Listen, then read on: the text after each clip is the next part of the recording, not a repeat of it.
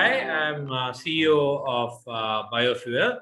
So Buyofuel is a online marketplace that a B2B marketplace for all types of biofuels and organic wastes. So yeah, that's what Biofuel does, and yeah, that's me, Kishan. Lovely to have you on board, Kishan. So, Kishan, can you describe your experience with Tanseed briefly? Like, how did it come about for you? So honestly, actually, I came to know about Tanseed through our incubation center. We're currently incubated at AIC Race, actually India's only UN SDG goals-based incubator, which is also based in Coimbatore, where our startup is headquartered.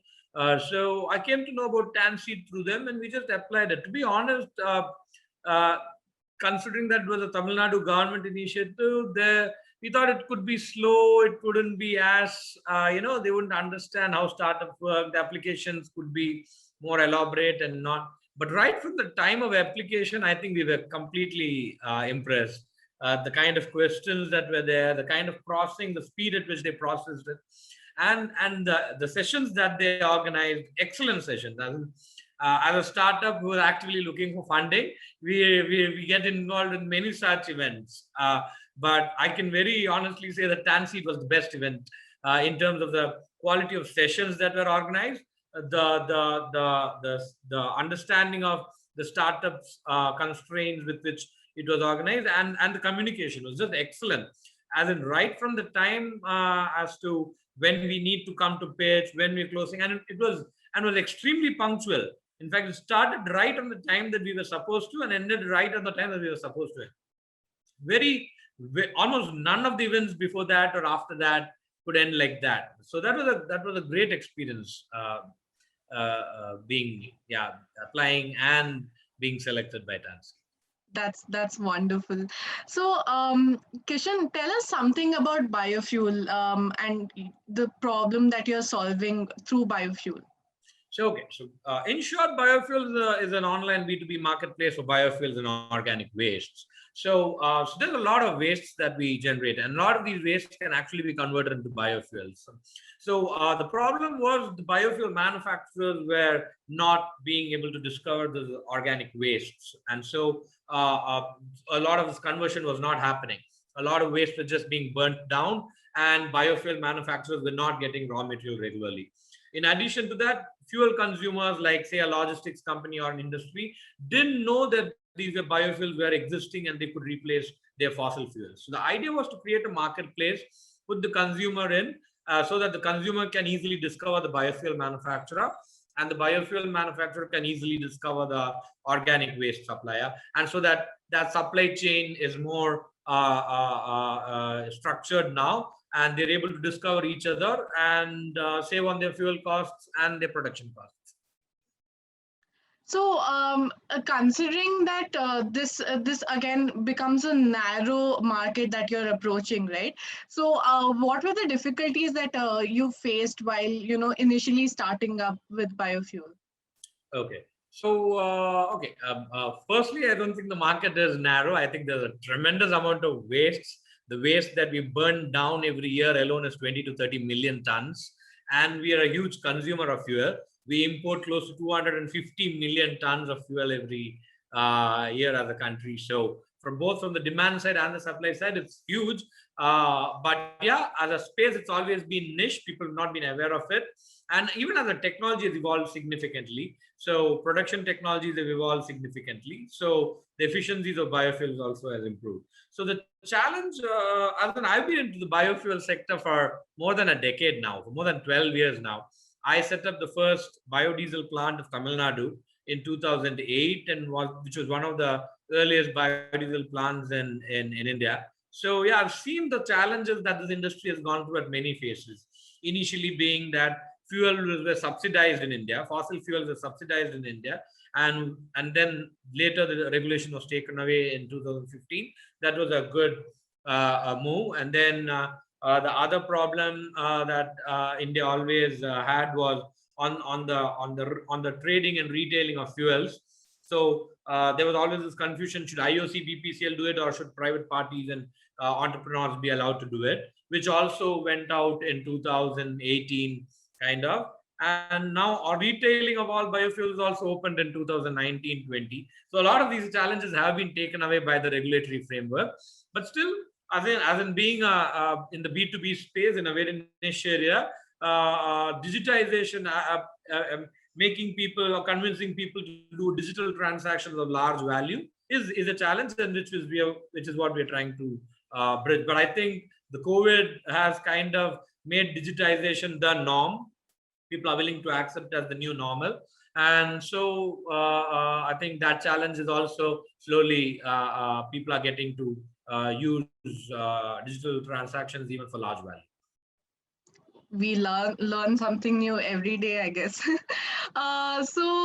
Speaking of learning, Tanseed conducted various boot camps. So what was your learning through these boot camps, and what changed within Biofuel after these boot camps? Firstly, I think the deck completely changed, to be honest, because being operational people, and although we have our own technical team and our in-house digital marketing team, I think our slides were good, but there was no story in it. I think that the way we looked at business, the way we needed to present our business to the world completely changed. I think the 3 sessions that were involved, primarily 4 sessions, of which all 4 sessions were tremendously valuable to us. So right from the one in which the story Awala's Rajesh Pandit's session, and then there was this presenters Pradeep session.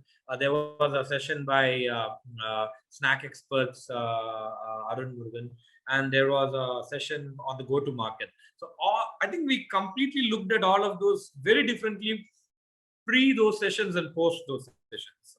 So I think that helped us a lot with the final pitch deck that came out in Tanseed and after that. So yeah, so as in specifically in terms of more than the operation part, I think it was more on the presentation part. So we were doing certain things, but we were not communicating this as well, or we were not being able to, right from both to the users, even to our own customers, we were not communicating it as strongly as we should have. So I think that kind of changed, so that even the pitch that we started making to our own customers to onboard them started changing after those sessions, because we were being very technical, very I think we were using jargons which they were not able to understand, and then we understood the importance of telling that as a story where they could relate to our product and onboard. So I think it helped us a lot. That's wonderful to hear. So what are the future plans that Biofuel has, and any short-term goals that you'd like to share, and long-term goals, if any? So geographically, yeah, I think first we're looking to establish ourselves down south, and then move towards west, and then across India. And so from the goal point of view, I think on a longer term goal, we'd love to be replacing at least 2 to 3% of India's fuel consumption with biofuel, and ensure that at least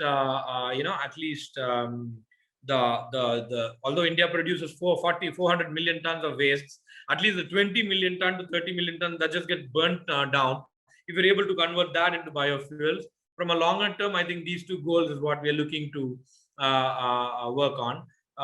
Short term, as I said, I think we are just looking to geographically grow across India. It'd be great to have a lot of power users like the larger steel companies. We've been able to get a few cement companies and steel companies on board. It'll be great to have all of them on board, and because these large consumers consume a major chunk of India's fuel consumption. So on a closing note, like with all of the experience that you've had over the years in the startup industry, what are the top 3 tips that you would give the entrepreneurs of your industry right now? I think one is what you just said before. I think learning never ends. I think an entrepreneur needs to learn every moment, every day, irrespective of the age, irrespective of his experience. I think that's one very key tip, that you should be always open to learn from any situation, from anyone, anytime. That's one tip. The second thing is something, having been an entrepreneur before Biofuel, also with my own biodiesel manufacturing unit and all that. I think the incubation center that we are a part of made a big difference to us. So although an entrepreneur who has operational experience, you might do operational stuff, but you don't get the larger picture unless you're speaking to and associated with someone like a mentor, someone who's guiding, or someone in the ecosystem. And that's very important. That ecosystem actually gives you so much knowledge, gives you a very different perspective of how you should see your business and how you see yourself in the startup ecosystem of the country. I think it'll be really good if entrepreneurs associate themselves with some strong mentors or from strong ecosystem support or an incubation center. I think that helps a lot. That's the second tip. And probably the third tip is the problem with most entrepreneurs, including me in my first experience, is we try to do too many things ourselves. We don't want to lose control of many key aspects, but I think it's very important to trust and delegate to people within the team and build a much stronger and a broader team, and to be able to trust them and delegate them so that you can focus on activities that we need to focus on.